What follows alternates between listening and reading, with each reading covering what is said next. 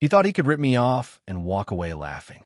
Months of stolen games, lies, and mocking me in front of everyone. I was done.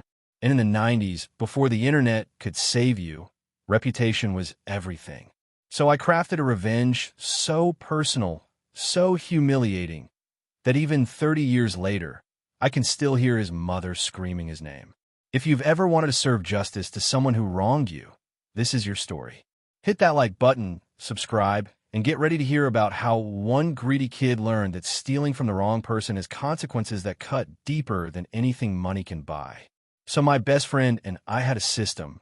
We'd each buy different games, share them, and copy the copy protection. That way, we both got to play twice as many games without going broke. We weren't rich kids. Every floppy disk we owned was precious. The Settlers, Doom 2, the Monkey Island series. Hours of our lives, weeks of allowance, all on those thin little disks. Then came him. A new kid joined our class. He was loud, cocky, and quick to tell everyone his uncle had hundreds of games, stuff we'd never even heard of. At first, I thought this was a jackpot. We could trade, build our collections. Everybody wins, right? So we offered him a deal. We'd lend him our originals so he could copy them, and in return, he'd lend us his. Except, every single floppy he gave us back was either corrupted, missing files, or just didn't work. No idea, man. Must have been a bad disk, he'd say with a smirk. Weeks passed. Not a single game we got from him worked. Meanwhile, our own disks came back scratched with ripped copy protection, or, in some cases, not at all. It was a slow, creeping realization. This wasn't an accident. He was ripping us off. By the end of a few months, he had a pile of our best games, and we had nothing. And if that wasn't enough, he started mocking me in class. I was a huge Queen fan, and this was just a few years after Freddie Mercury had died from AIDS. To him, that was open season. "Oh, you like that gay singer?" he'd say, loud enough for people to hear. He came from a deeply conservative, very religious family. His mother was devoutly Catholic, his father the kind of man who would treat reputation as sacred. Every insult just added to the fire burning inside me. Then one day, our class had to attend an AIDS awareness event. At the end, they handed out informational flyers and, surprisingly, free condoms with the AIDS Foundation's logo printed on them. That's when the idea hit me. And my best friend? He didn't just agree. He grinned like a man who'd been waiting for this moment. We had something most kids didn't back then, a home computer with an inkjet printer. We designed a letter, complete with the Foundation's logo, addressed to him. It read, "Dear Jacob, thank you for your letter.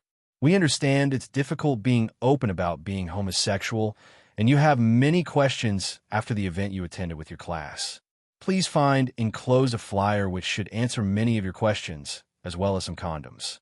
Please practice safe sex at all times." We included all the flyers from the event and every last condom we collected. But here's the real kicker. We addressed it to Mr. Gary, so his father would open it first.